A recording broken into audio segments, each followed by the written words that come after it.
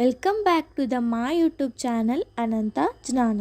సాధారణంగా మనం ఏ గుడికి వెళ్ళినా దేవుడి విగ్రహాలు దర్శనమిస్తూ ఉంటాయి. ఆ విగ్రహానికి శిరస్సు నుంచి పాదాల వరకు పూర్తి రూపం కనిపిస్తుంది. కానీ విశాఖ జిల్లాలోని ఈ గుడిలో మాత్రం అమ్మవారికి శిరస్సు ఉండదు.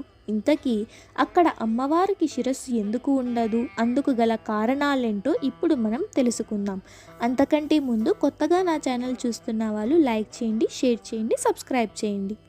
ప్రతి ఆలయంలోనూ విగ్రహానికి శిరస్సు నుంచి పాదాల వరకు పూర్తి రూపం ఉంటుంది.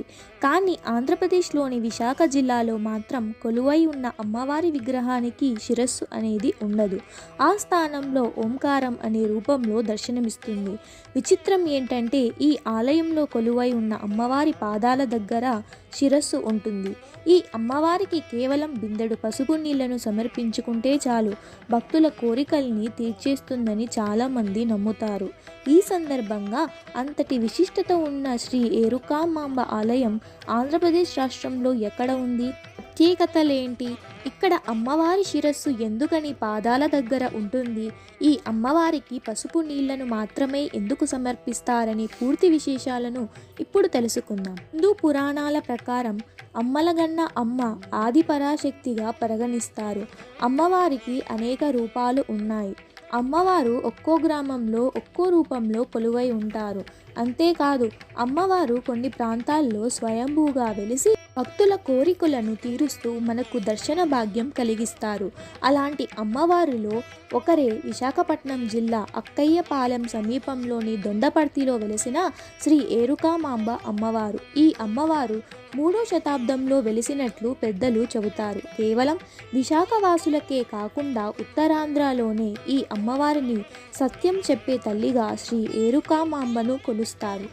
స్థల పురాణం ప్రకారం గౌరీ స్వరూపమైన ఈ అమ్మవారి విగ్రహాన్ని ఎద్దుల బండి మీద ఉంచి తీసుకొస్తున్నప్పుడు అది ఆగిన చోట అమ్మవారికి ఆలయం కట్టాలని అప్పటి పెద్దలు నిర్ణయించుకున్నారట.